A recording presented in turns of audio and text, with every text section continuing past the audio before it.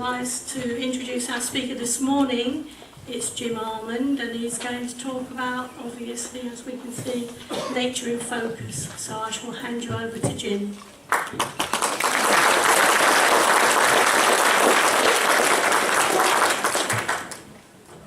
What a big audience, wow. I'm used to little church halls with 20 or 30 people sort of smiling at me. Well, you're all smiling, that's good. And if you're not, I'm going to hopefully here and there make you smile when you look at all these lovely examples of nature in focus. As many of you probably know, I'm sort of mostly associated with birds, the feathered variety, of course, and that's my forte. I do a lot of bird photography, but while you're out in the countryside, nature reserves, etc., lots of other things come your way. So this is all about making sure just about everything I come across gets a mention. And well, it has to be said, isn't nature wonderful? And it is, and hopefully you will appreciate it all as we go through the talk. There's a pair of peregrines. These are juvenile birds, and as you can see they're happy to be, that's probably their maiden flight, and they're already playing, touching talons and things like that. Anyway, just in case you've got a few hours or days to while away, I've got a website if you want to look at thousands of bird photographs, and as you see there, that's a local osprey that I photographed at Venus Pool, just by Cross Houses, south of Shrewsbury. So there's a lot of things to be seen locally.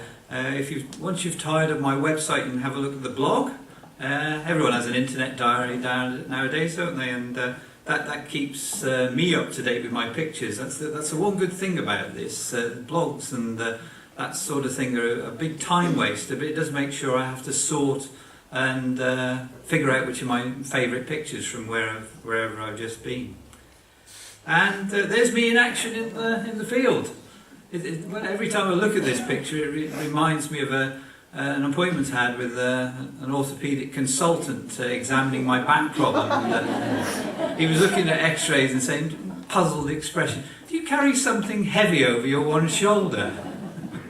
Yes, I've got a strange S-shaped curve, not the one you normally get, but there we go. So in my efforts to correct this, I tried additional baggage. Just made matters worse. Someone's asked me already about that shot while I was... that's actually Chanonry Point in Scotland. Fantastic place if you're up there for dolphins and the like. And I'm going to start with dragons and damsels, because part of the theme of this talk is you don't need all that long lens equipment. You can get away with a mobile phone nowadays, or a short landscape lens, macro lens. Dragonflies and damselflies, some of these are taken in my own garden. They're very obliging, very photogenic, and you can learn all about them. And that's the beauty of nature photography. Don't just photograph creatures, you must find out what you photographed. So there is your next challenge, and in doing that you learn so much more about them. This is large red damselflies. It's always the first on the wing, usually in April, and these were taken in my garden. This is azure damselfly, and you notice this is one of the things with insects. They're a bit more, they're less restrained than humans. The first thing they have to do when they're emerged and ready, for adult life, is to procreate. So they immediately, as you see there, engage with each other, and you sometimes get the feeling that you know that they're in love. It's not just lust. These are common blue damselflies. They're a bit of a problem, for identification. You have to look at a certain mark on the thorax or the abdomen of the males is the easiest way to do it, but the females are always a little bit more tricky. But the more you see them, photograph them, the more you'll understand, the species name. And there we are. That's how large red damselflies make love, if you like, and. That's the male up above. He's sort of energetically, what you're not about to see is forcing the female further and further down. They sometimes get drowned, would you believe? This is no way to treat a lady, is it? And she's laying her eggs underneath that lily pad where they'll be nice and safe. So they are. There's sex in the garden with a couple of large red damselflies. And Shropshire has probably about 18 breeding species, and I've photographed them all. I won't show them all here, but you need to go to different habitats to see them. This is the white-legged damselfly, and you'll only find these, initially anyway, on the River Severn. So these prefer sluggish, moving water. And with a macro lens, you can get right in close to those legs and see they are actually white. You know, the inflated tibia of this white-legged damselfly. So in getting these close-up pictures, you can get the identity and the diagnostic shots that you maybe need. Moving up in scale, this is another one that emerges from the Severn, all around Shrewsbury. Even you probably find them off the county ground here. So late April, early May is the time that these emerge. It's all down to the weather. This is clubtail, the clubtail dragonfly, and you can see that swollen tip to the abdomen is what gives that its name. And you have to go into some pretty unpleasant environments. Do be prepared if you're going out dragonflying, especially in the wild. This is at Wixle Moss. You know, you've got to get in some peat bogs and all sorts of delightful gloopy habitats like that. And this is a female laying her eggs in the mud. Once in a while you get an obliging dragonfly, and this is one of the problems with nature. It's usually on the move. So this shows you exactly how I'm taking some high quality shots with a camera. As you can see, they're mounted on a tripod with a macro lens, and just in front of that camera lens you can just about make out the dragonfly concerned. That's the migrant hawker. If you see a blue large dragonfly at the moment, it's almost certainly going to be that one.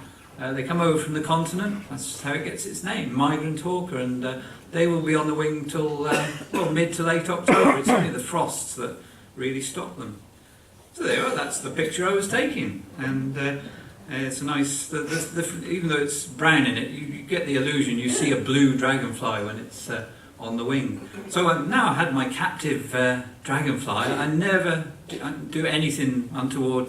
There's nature photographers out there who will happily kill an insect just to pin it on something, and every creature I deal with gets treated as if it was one of my children or something. You look after them. This is nature's bounty in front of you. So I was able to take lots more other close-up photographs. And once you see features like the dragonfly's eye in close-up, wow, just look at that. You can see all the little reflections that make up what they see. And it still hadn't flown. That was the amazing thing. So there we are. The other thing about identifying this one, if you look at the top of the thorax there, you can see what looks like a yellow golf tee. And that's absolutely unique. So if you get a close view of one of these, look for that yellow golf tee and you know you've got a migrant hawker. Here's another one, just to show you how beautiful they are. This is broad-bodied chaser, another one that you can find reasonably easy in Shropshire as well, or even at your garden pond. Final one, just to show it can be done, even though they're constantly moving around. This is a southern hawk, photographed on the wing. So you have to change your strategy for this. No time to put a camera on a tripod and try and track it. The only way to do this is hand-holding and with manual focus.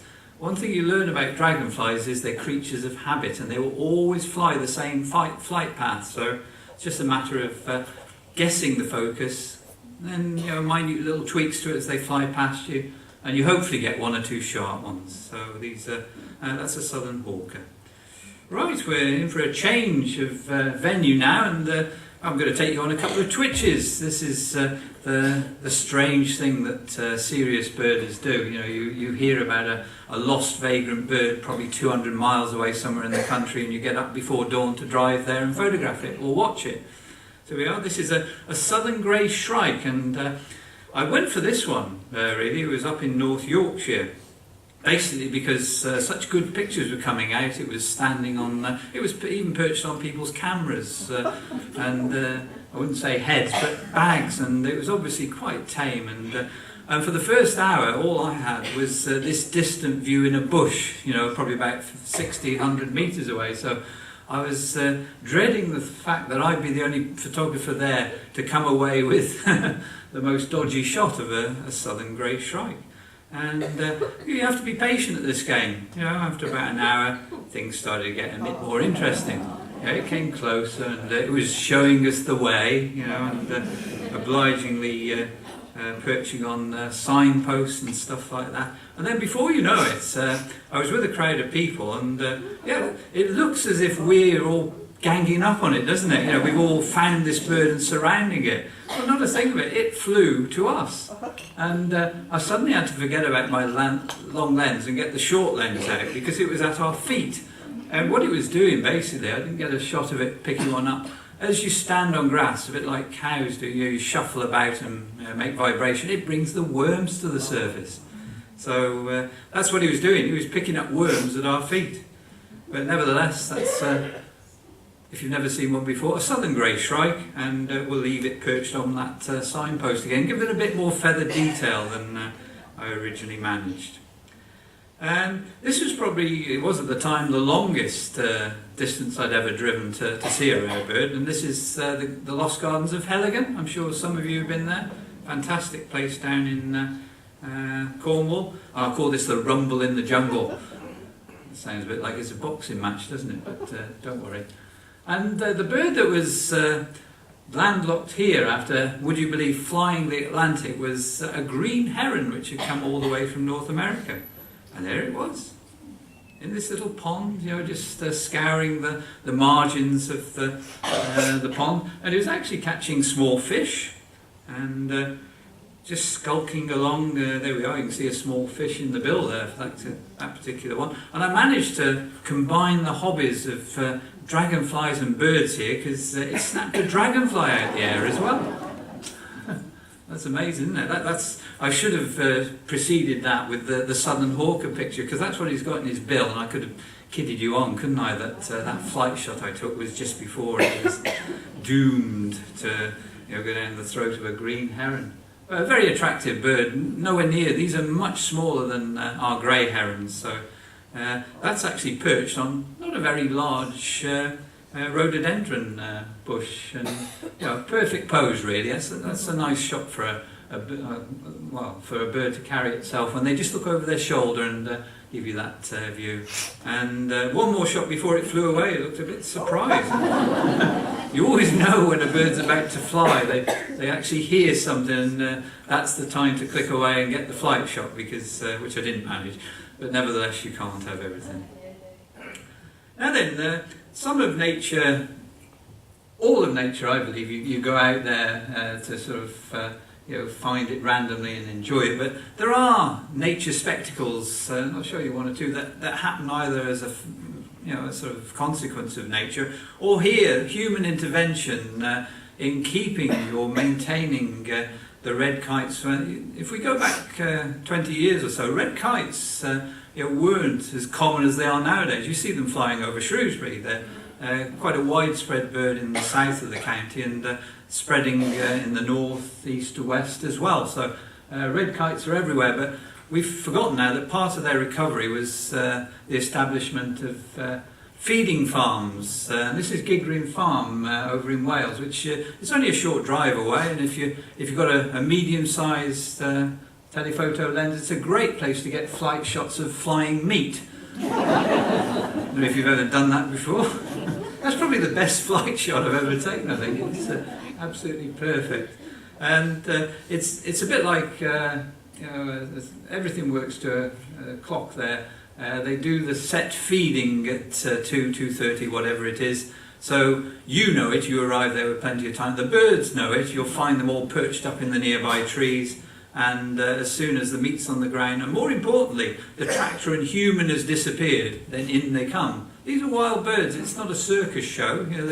You can get a no-show, but realistically, it's usually something like 100 to maybe 200, 300 red kites. It's an overwhelming spectacle. It's what you do. It's so many birds, which it's always good to get the overall picture. The short focal length lens will give you this kind of image where you see them all, but then you really need to get in on the individual birds. And yes, it's a somewhat staged environment, so it's not pitting your wits against a wild bird that could totally disappear. You get lots of opportunities, though. That's the idea. And if you want to practice your flight photography, then this is as good a place as any to go. So underwing shots, but of course the shot that everyone likes to try and get is the upper wing. It's always more attractive, and there's always a moment just before they fly to the, dive to the ground to pick up a piece of meat, where they do this incredibly acrobatic twist in the air,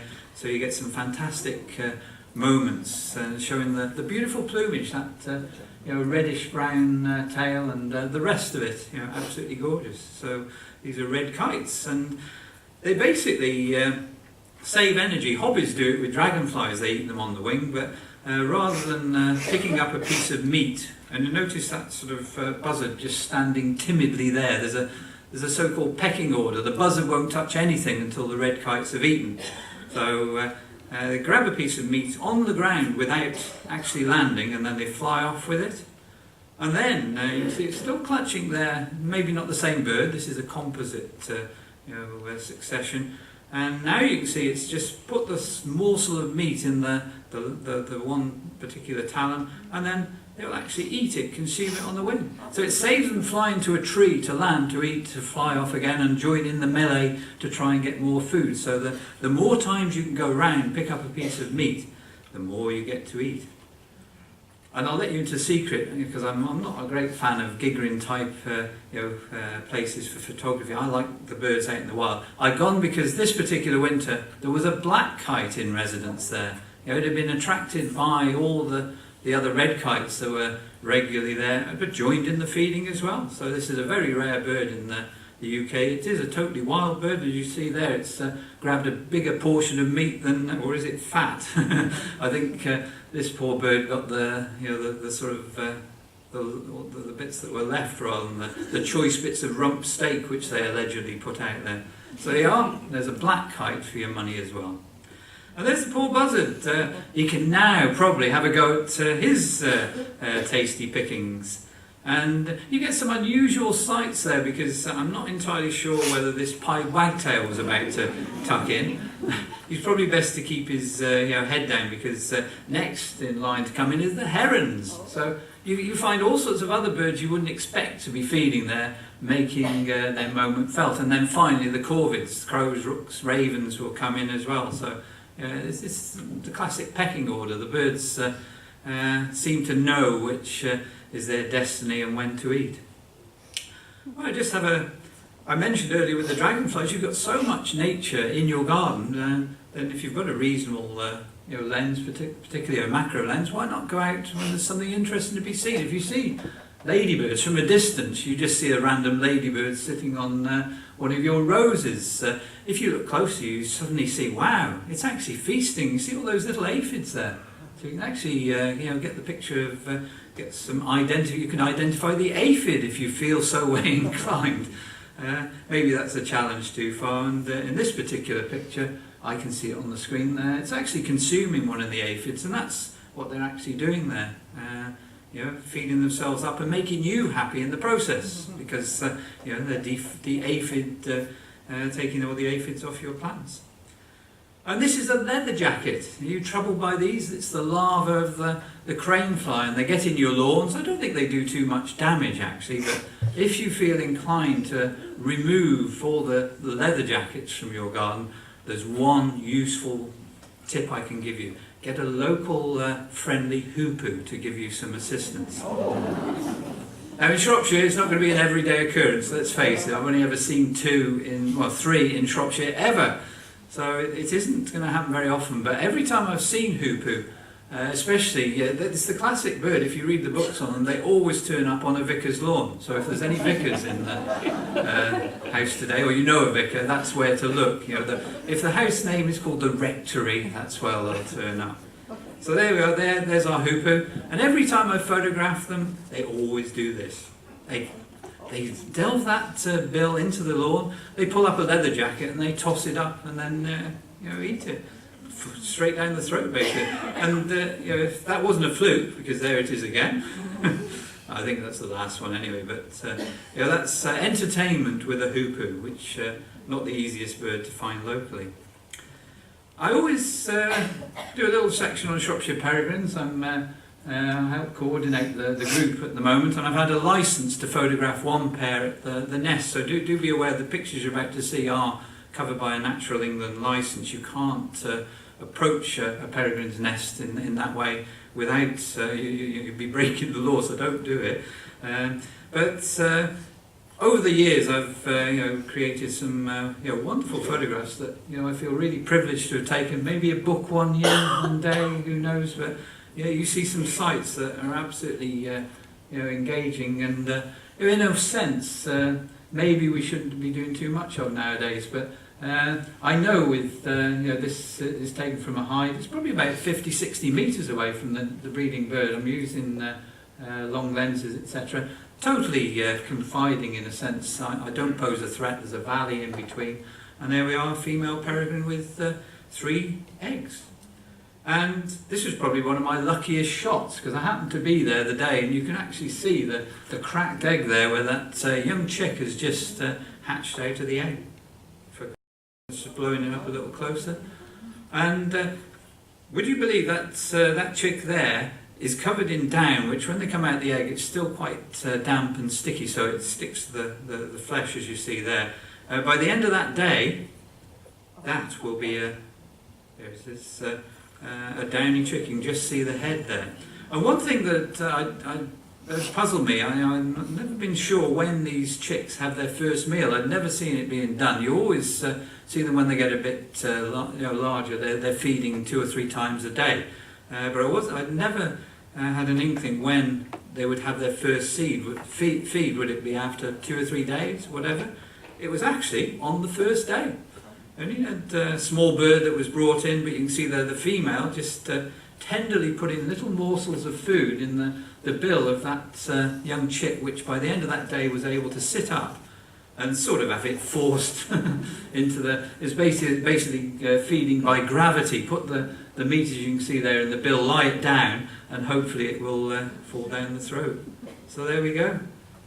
And it did live to sort of hatch, etc.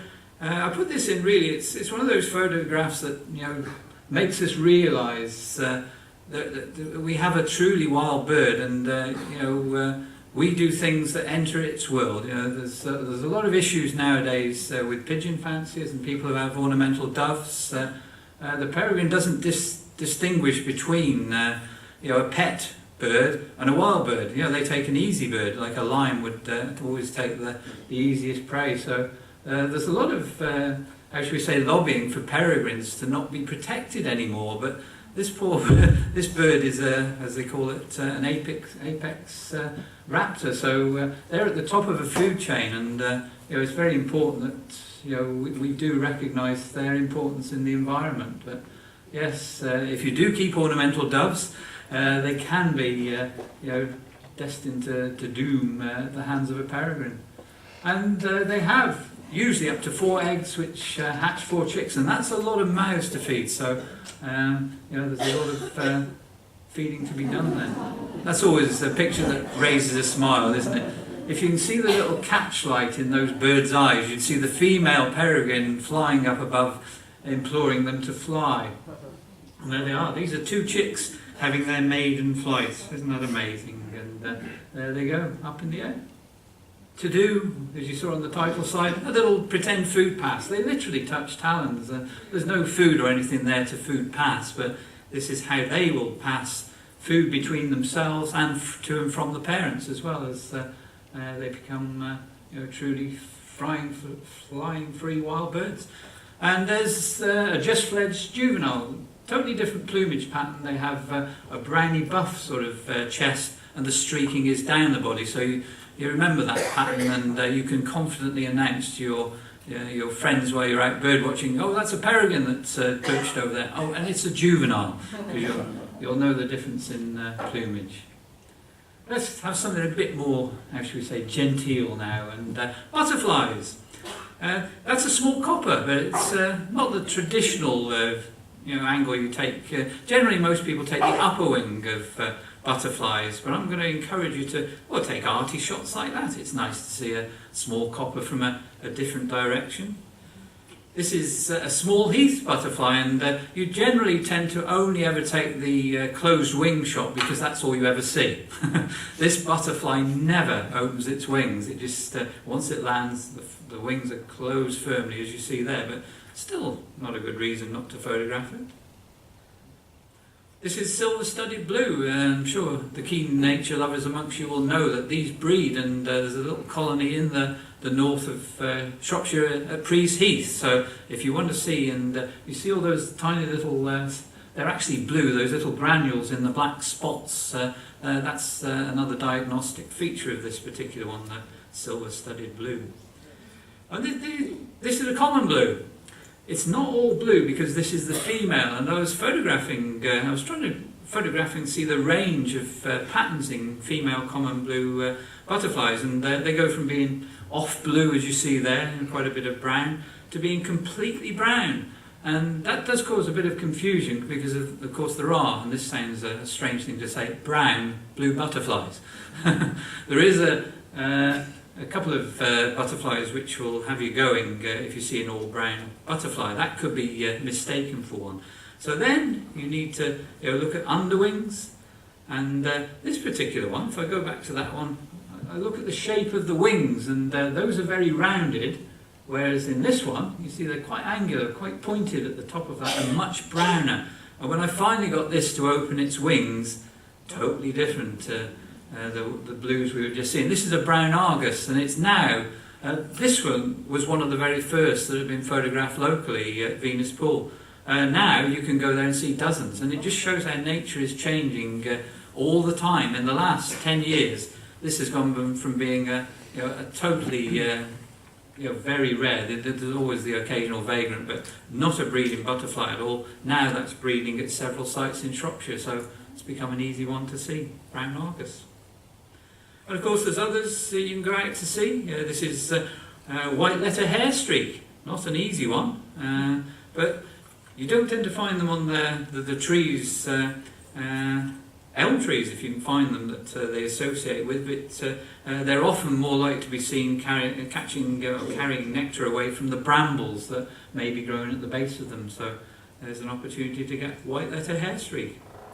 And a brimstone, one of the first butterflies to be on the wing, and there's one clinging to a bit of vegetation. And you notice with the rear legs there, and you often wonder when you see spiders and flies clinging to the ceiling, how do they do it? They all have different mechanisms, but you can't quite see it on the big screen, I don't think. There's two tiny little hooks that come out the base of those feet, and that's what they literally cling onto the stem with. They're quite light as well, so there's no sort of stress in holding that position, but you can see all the little features that keep them suspended. I have been known to twitch butterflies. You won't find these locally, but it's if you're in the right area with limestone, they're fantastic to see. This is the Adonis blue, probably as the name implies, the clearest blue you'll ever see. And the Chalk Hill blue. This is another limestone lover, and that's a much more, as you see there, steely grey blue, but quite attractive nevertheless. How about this? A bit of audience participation. Can any? If I give you two clues, that's a little caterpillar that looks like a bit of a bird dropping sat on milk parsley. Does anyone know what this is? Ladybird. No.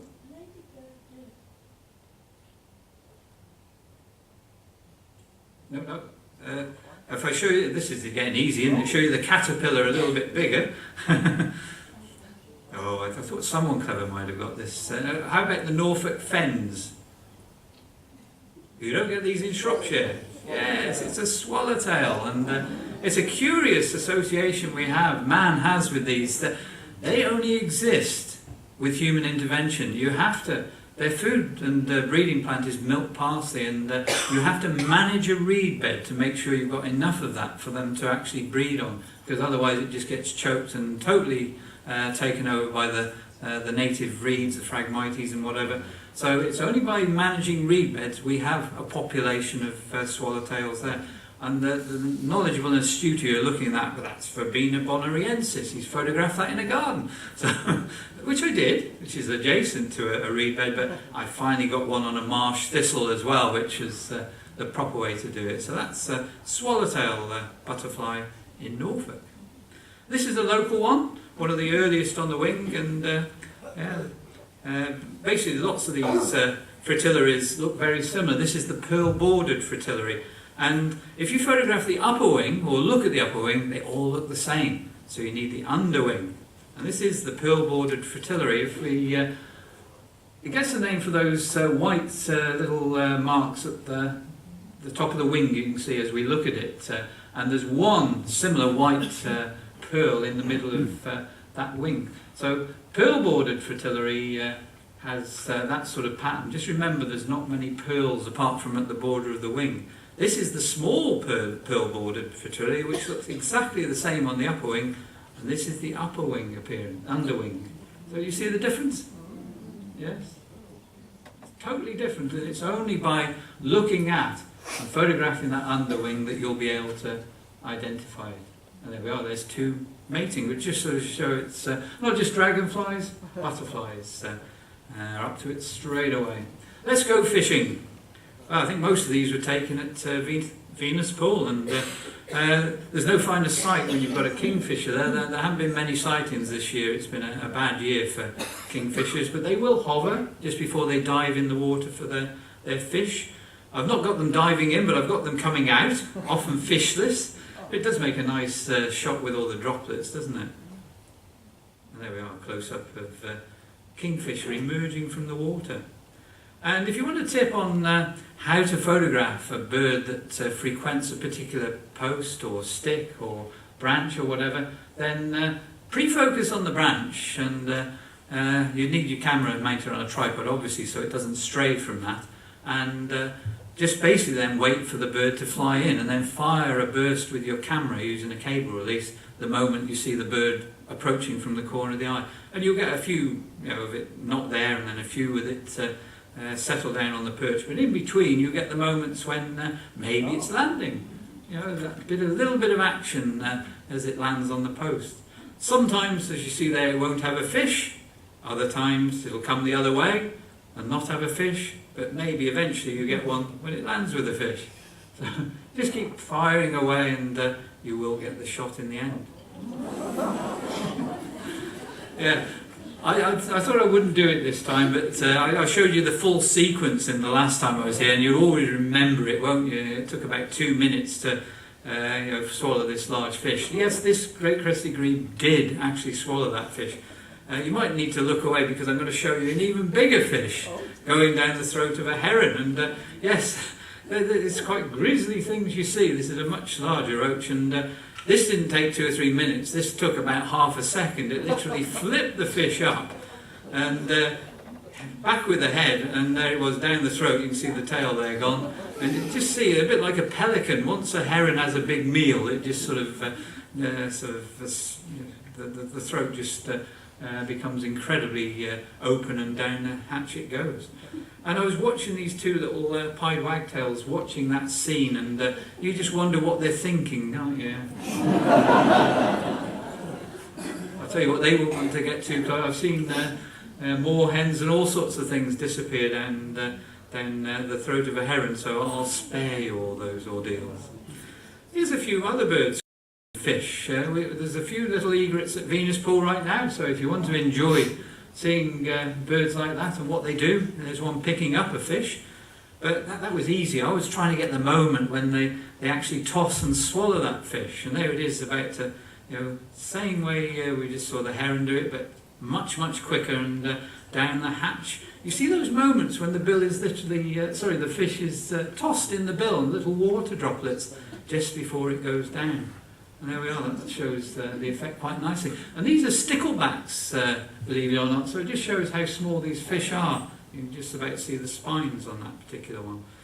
Now that's a cormorant, and that is the small, that stickleback is about 1 inch long. I planned that photograph, I was watching this stickleback, and there we go. It's a shot you can't plan for, isn't it? It's one of those moments where you just click as the cormorant surfaces, because they do this instantaneously. You've got time with an egret or a heron, they'll hold the fish for a while, align it, and then toss it. With a cormorant, it swallows that fish the moment it breaks the surface. Is that a fluke? No, I've done it before. Yes, there we are. Another tiny little stickleback going down. Here's a quick trip to Scotland. What time have we got till? About 11:30, is it? I'm just keeping an eye on the time. Yeah, okay.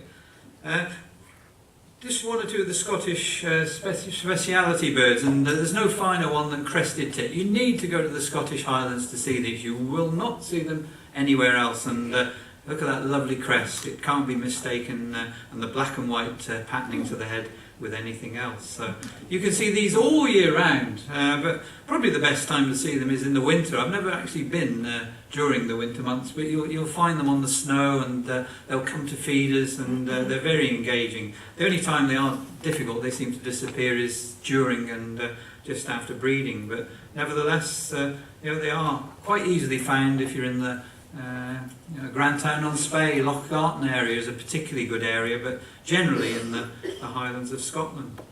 And there's a special crossbill. We have common crossbills in Shropshire, but some of the Scottish crossbills are much more sort of imposing and impressive birds. And just look at the bill on that one. This is called the parrot crossbill, because it really has a bill probably twice the size of our common crossbills.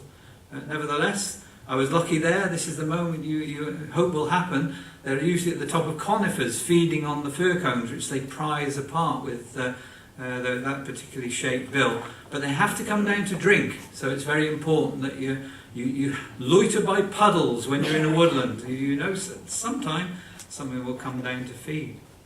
And if you're in Scotland, you've got to do some walking. You might as well go up to the top of Cairngorm. And don't take the funicular. It's always best to walk. You can be your own person and stick to the footpaths and go higher up, where you're probably in a chance of ptarmigan. And ptarmigan are incredibly, just like most of the grouse family, engaging. They will come close. If you just sit quietly, and that's my modus operandi, find some, you hear them, or have a gut feeling there's some nearby, just sit quietly, and before long they do seem quite curious. They'll come wandering about just to have a look what's going. This was taken in April, so before they start breeding, etc. And there's a female coming out to having a look, and they're less often seen. These are quite cryptically, camouflage as you see there. The idea is they disappear once they're on the ground. Eagles or whatever can't find them because they're totally camouflaged at the nest. Well, this is how you usually see them at a distance. Ptarmigan on a rocky bit of rock, usually right at the horizon, but nevertheless you can get quite close to them. And yes, this one was actually running over a snow flurry, which at the top of Cairngorm and Ben McDewey at the back, you can have quite a lot of late snow, so you have to have a careful eye on the weather forecast before you go up there. And if all else fails, if you're feeling a little lightheaded on the way down, they've got a defibrillator, and they can look after you. The way out is not via an ambulance, I can assure you. Capercaillie, for many years this was the only photograph I'd ever taken of a capercaillie. It never went anywhere, this one. It was quite obliging. And then, I think it was 2013, my lucky moment finally came when I had this rogue capercaillie, as they're called, and it was pretending to lek. There was no other capercaillies there, but it was just wandering around, clucking away. And it's funny how a bird so big, has this strange, misguided thing that it can hide behind a tree. Just doesn't work. When you're as big as a turkey, you need a big tree to hide behind. But nevertheless, capercaillie in all its finery. And a little landscape. This is Lochindorb, not too far away from Grantown-on-Spey, where it's always good to have a wander around. You do see these are grouse moors in these parts, so it can be a bit of a sterile environment, but there are plenty of red grouse there to see, and I always like the way they sometimes keep their head down and they just poke it up. But there we go. Their fate is probably sealed later in the season. Lochindorb is a fantastic place for divers. There's never many, in fact there's usually only one pair of black-throated divers. You see red-throated divers on there, but that's another iconic bird. We tend to see them south of the border, more in the winter when they're in much less interesting plumage. So that's black-throated divers in their summer breeding plumage. And you're just driving around the loch, you just stop every now and then when you spot a bird. There's lots of wading birds right at the water's edge, so you can see common sandpiper, as you see here, redshank, and on the moorlands where the grouse are, you'll also see golden plover. And they always seem a bit more golden than the Shropshire ones. I don't know why, whether that's true.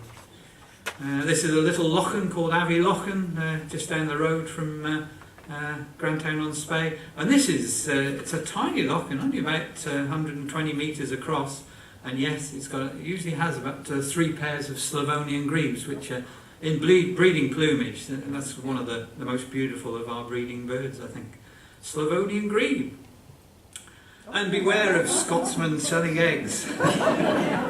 It's an interesting sign, isn't it? A useful way to dress up a bit of a post outside your garden. And then we've had butterflies. I'm going to show you some moths. Everyone thinks moths are boring, or frightening. You don't like them in your house and stuff like that. This is a ruby tiger moth that I found and photographed on Wixell Moss. It's a day-flying moth. And as I was watching it, I suddenly became aware it seemed to be in 2 places at once. In fact, there were 2 ruby tiger moths. And look what they did. This is almost unique. I mean, you see a rare moth, and then you get 2 together making love, copulating, whatever you want to call it. It's a wonderful sight to behold, and I put these pictures on my blog, in amongst my birds, and I thought, well, that's the end of it. No one will look at them or ever see them. And I think it was about 3 years later I had an email from a North American publisher saying, we've seen some pictures of your ruby tiger moth mating. Could we buy some for a book we're producing? So I said, yes. I mean, this was a $50 payday, and the book was destined for a children's guide to insects, I think. So I said, well, it'd be really nice if you could send me a copy of the book as well. So they did. There we are. Insect World, moths, and I love the text. She gives off a scent. A male moth smells her. He is miles away. He flies to her. They mate. Isn't that serious stuff, eh? No more birds and bees and cabbage bushes and... yes.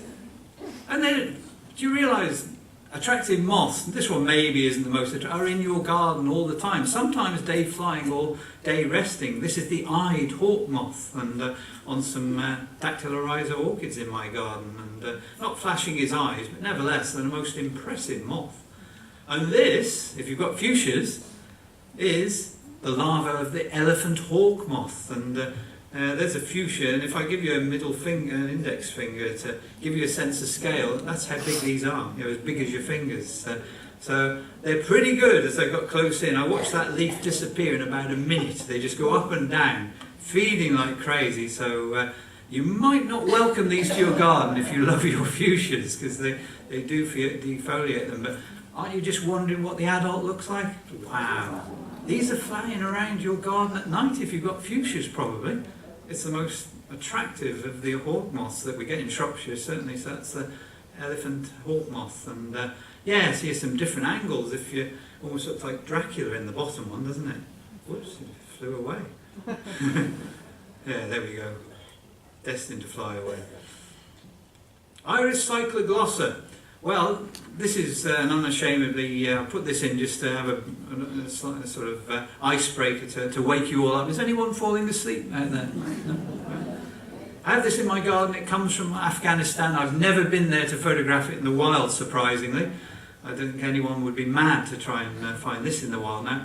It's a wonderful Juno iris, and Junos have taken me all around the country, and nowhere finer than Kew Gardens, where this is part of their national collection, where they have some Juno iris. But I want to share with you a little trip somewhere in the gardens at Kew, where they at the time then, I'm not sure if these are still there, they had lots of the works of Henry Moore, and this is Mother and Child, and Tony Hall, the curator, took me there and said, what a fantastic statue. But statue, but I'm taking you here, Jim, to show you this seat.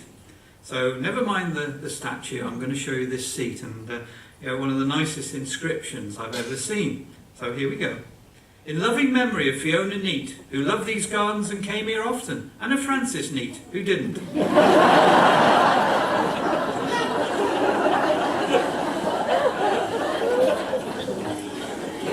Isn't that lovely?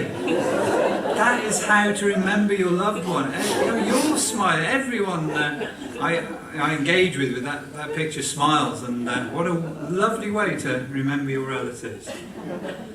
Right, this is probably the worst nature photograph I've ever taken. I'm going to give you a challenge. I took this at Wood Lane Reserve in near Ellesmere in the north of the county, and I spotted this creature swimming across one of the pools there. So who's going to be brave and say what this is? No, that's a good guess, because it's obviously something not obvious, isn't it? But it's not a squirrel. It's not a snake, it's not a vole. It's not an otter. I thought that would be a popular one. It's not a mole, it's not a mink. Wow, someone over there gets a star prize. If we see a little bit further, as it's just emerging from the water, it's not quite so obvious. But in this one, I think you'll get it. Yeah, did you know rabbits can swim? No? Yeah.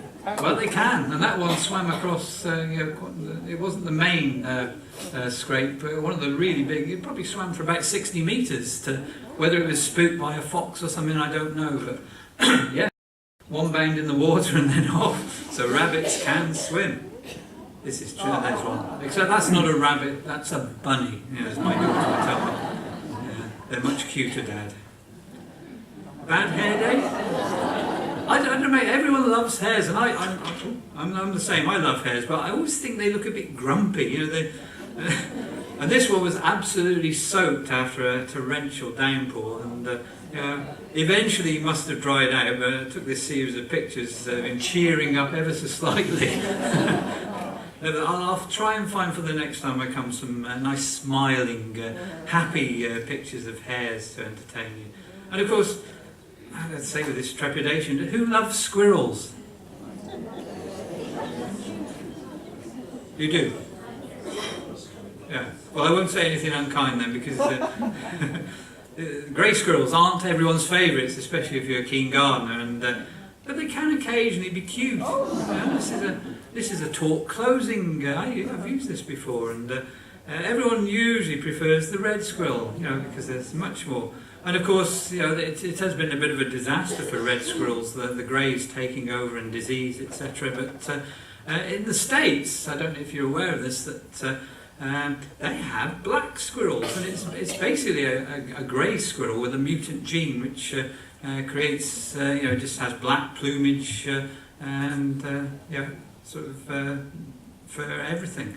So over there you'll find that these black squirrels predominate, and these have been introduced accidentally in Cambridgeshire, I believe, where they're now causing a bit of a problem for the local grey squirrel population. So who knows, in 40, 50 years' time we might be having crowds of black, they look like neighbourhood pussycats, running around. Great big things they are, but they're probably no bigger. You just get the illusion of being larger than a grey squirrel.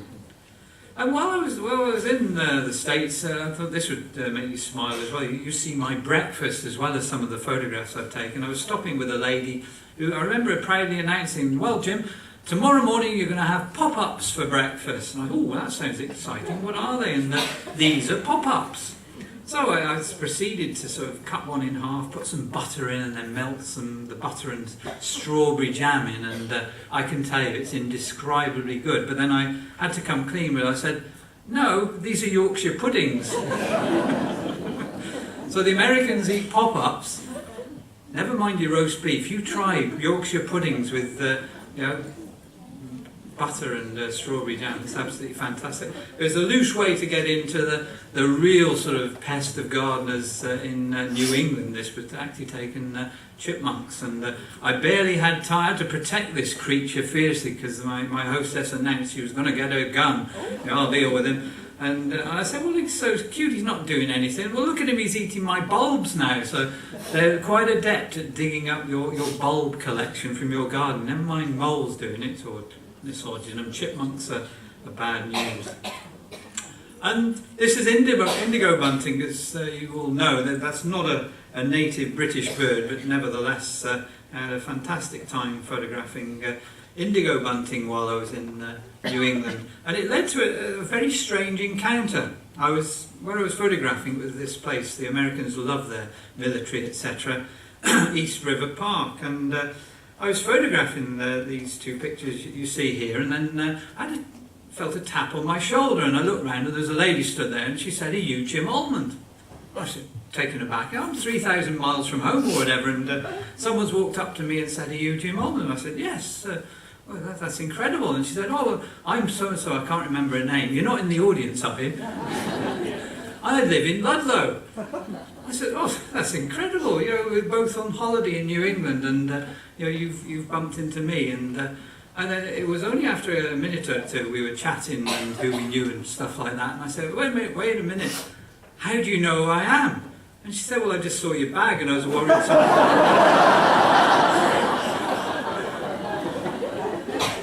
"You've left it unattended." I'll have to do the Ludlow U3A. She might be in the audience. Incredible, isn't it? Here's just a few random photographs to show you that birds like their own reflection. I sometimes think they actually look at their reflection as if they're not. Sometimes they're feeding, but other times I think they're just admiring themselves. Maybe you get these moments where it doesn't matter if there's a few ripples. You get a slightly distorted picture. That was Little Grebe, the first one. This is a green sandpiper. Again, there's been up to 10 of these at Venus Pool. I don't want to advertise the place too much, else we won't be able to get in the hides, but it's pretty good at the moment, although it's very low water. A green shank, and there's a little egret. At the moment it's plunged its bill into the water to hopefully catch a small fish. Common snipe, that'd be almost okay for a textbook. Every angle of a common snipe in one picture. And this is a lovely blue sky day where the water there, these are all taken at Venus Pool, was giving you the snipe, nice reflection, and in almost gin clear water. Here's some insects. Well, this first one you might not want to meet. Does anyone? That's that same thistle, isn't it, that I photographed the small copper on? And look what was next to land on there. Does anyone recognise that? It's quite a pretty fly, isn't it? Yeah, someone just mentioned it. It's a horsefly. And I'm showing you this because you might sort of, depending on your outlook, you might think, "Oh yes, what a pretty fly." I won't do that any harm. But yeah, that is, you can just see at the front end of that fly, that rather dagger-like appendage there is what it uses to tear inside your flesh, because this is a horsefly, and as the name implies, when you've got tackle to deal with horsehide, human flesh is quite easy to deal with. And there's my arm. That's probably about a minute to 2 minutes. I'm really allergic to these things, and if I don't take a Piriton, I'm giving you a warning basically. If you're out there photographing nature, do make sure you've got spray and maybe sort of something to lessen the effects immediately of bites like horseflies, etc. Because your arm you can actually get hospitalised if you don't take some sort of treatment. So there we are, there's a cautionary tale. And this is, would you believe, there's a little stat for it, this is the heaviest fly in Europe. It's the dark giant horsefly, and these occur in Shropshire. And I photographed this at, Titterstone Clee. And they're about as big as a hornet. You know how big a hornet is. And I photographed it, and I was just looking at my camera back, and I looked down again, and it had gone. I spent the next 2 minutes sort of scratching, knocking my clothing. I was convinced it might be somewhere on me because, this is in another league. This is, as the name describes, a serious horsefly. And they'll come into gardens. They do occur randomly almost anywhere in the county. Just be careful. Oh, that's a stoat, common stoat. And I was photographing a family of them. This was in Norfolk a few years ago, and it was funny, the way they react. there were 6 of them there, I think, and whether it's a safety thing, there were only 1 at a time would ever put their head up. So I had to get all the photographs back home and then do a bit of stitching on the computer to create this shot for you. But don't they look cute? No, this is nothing political. This is not about fox hunting. This is, I seem to have encountered foxes here and there. It's nature in focus whenever I'm out there. There's one who's obviously been doing some swimming in Norfolk, and I wonder, if you're out in a January morning, you find one just walking across a totally frosted pool. And the next one is possibly that one you saw right in Norfolk. It's one of those photographs that makes you smile, isn't it? Yes. Those avocets, the fox has no chance, I can tell you, because the moment he breaks covers, the birds can fly, they're quite safe. And this was a scary moment I had on Wixle Moss once, and it's one of those moments you stood there, you've got a camera, and you suddenly think, oh, there's a fox, I'll photograph it. And then you're lucky if you do, because they smell you and they're gone, aren't they? There's no way you normally get a photograph. So I got a photograph of this fox sort of looking at me, curious, and things took a slightly different turn then as I suddenly realised, fox is now running towards me. I'm on a single track road, I'm probably about 50 metres from my car, and the fox is closing in on me. And yes, he's got this strange sort of lopey sort of walk. He was sort of like running on 3 legs, and as I looked closer I could see blobs of saliva, sort of coming out of its mouth, and I thought, oh my God, rabid fox. I can't get in my car, what shall I do? So I basically jumped in a ditch, and as he came closer and closer I thought, well, I'll hit him with the tripod or something like that. I'll defend myself, anything. And when this sort of thing happens, to famous photographers in the field, they're trampled by a bull elephant, and they know that because they look at the camera. They find the last shot before that person died. If that had happened, here's the last shot I would have taken. But I'm here to tell the tale, aren't I? It's a damp squib, actually, because he just calmly walked past me. And I asked some of the locals there, have you got a mad fox around here? They'd never heard of it. It was just one of those strange, random things. Which brings us into the last little, bang on, I've got 3 minutes to go, and we'll just finish with another of nature's spectacles. And I don't know if any of you ever have been to this. What you can't see quite clearly is that's a marsh harrier over the reed beds, the salt marsh at the Dee Estuary park gate in the Wirral. And we're going to have a flooded salt marsh there shortly, but even while it's going on, that fox, I didn't get the moment, was jumping up to try and catch that marsh harrier. Now that would have been a sight, wouldn't it? And this area is the only place you see the noble art of grass canoeing. What you can't see there is all the little drains and channelways get full of water, so you can actually, if you're brave enough, go out in your canoe. And this only happens it's the big spring neap tides, when the water, the tide is higher than ever before, and it actually floods the whole salt marsh, which only happens 3 or 4 times a year. And when you think about it, all the habitat there has been developed for the creatures, the voles, the birds, and the smaller creatures in that area. And it really disturbs everything when that happens. So do go early if you fancy doing this. Parkgate is the place you need to be.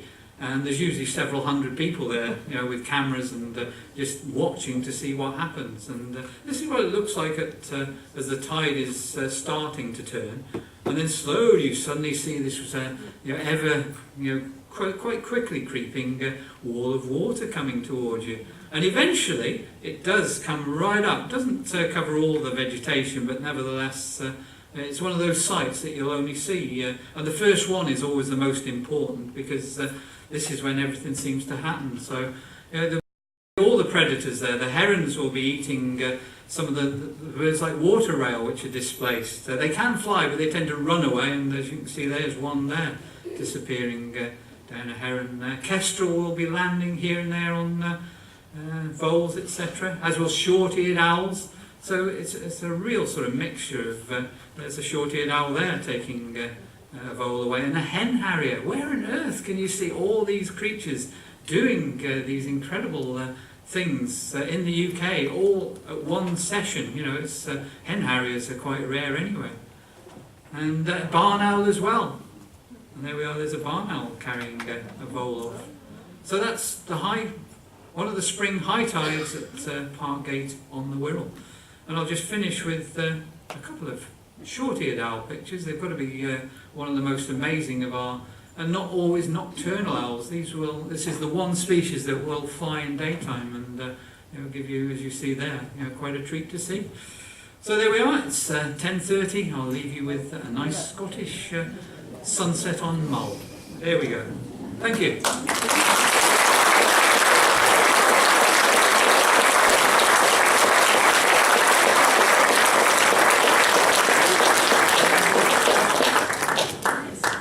Would anybody like to ask Jim some questions?